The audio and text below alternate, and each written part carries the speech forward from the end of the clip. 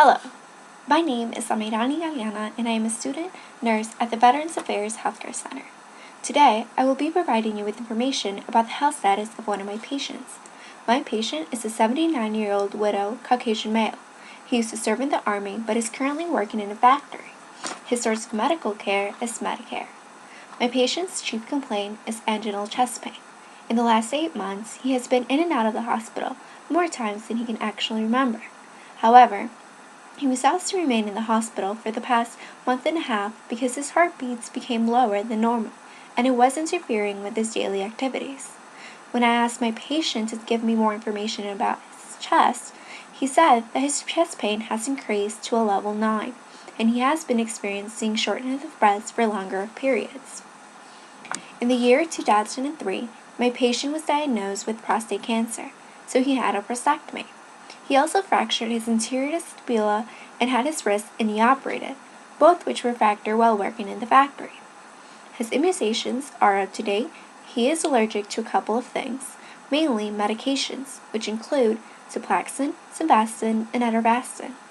He is currently taking 10 milligrams of Rifaximin and warfarin, both which are taken by mouth and 1 time a day at 10 p.m.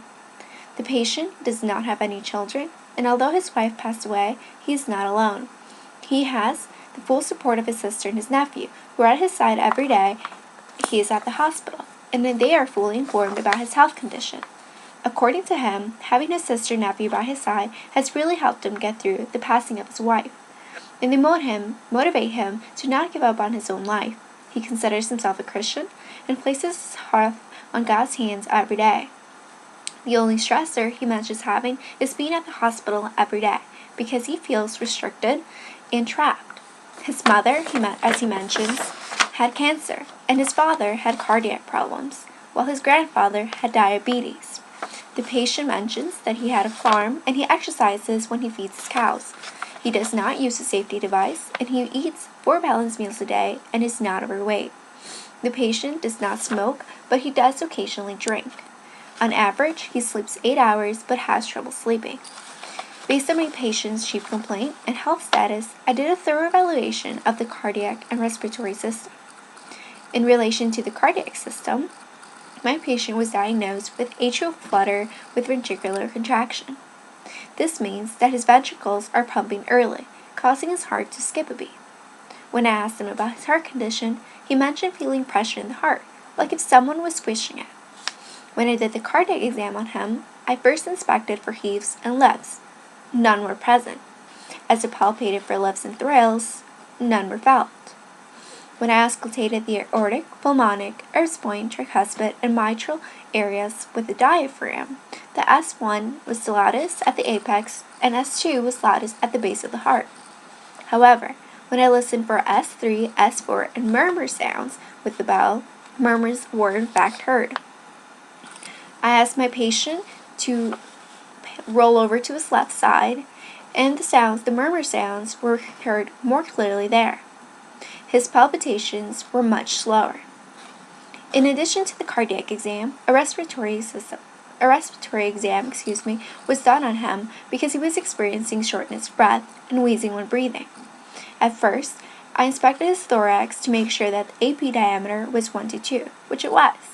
There was symmetry and there were no injuries.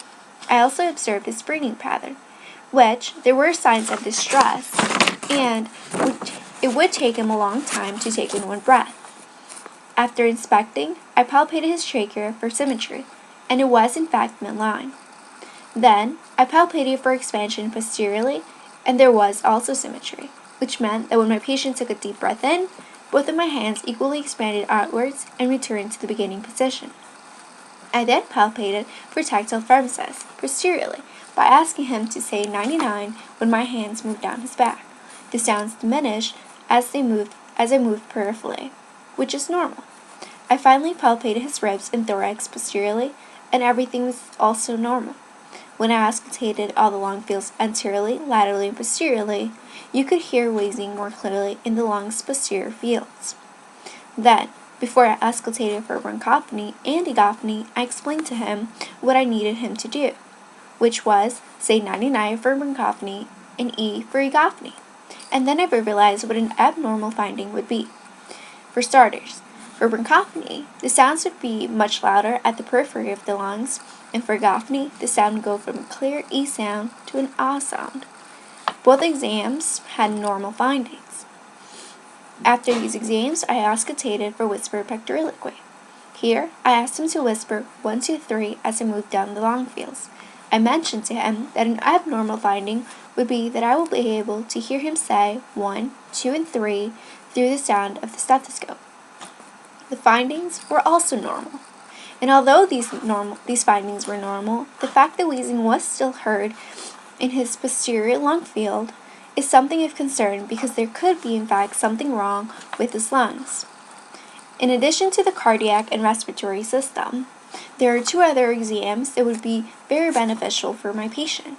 The first exam would be the peripheral vascular exam.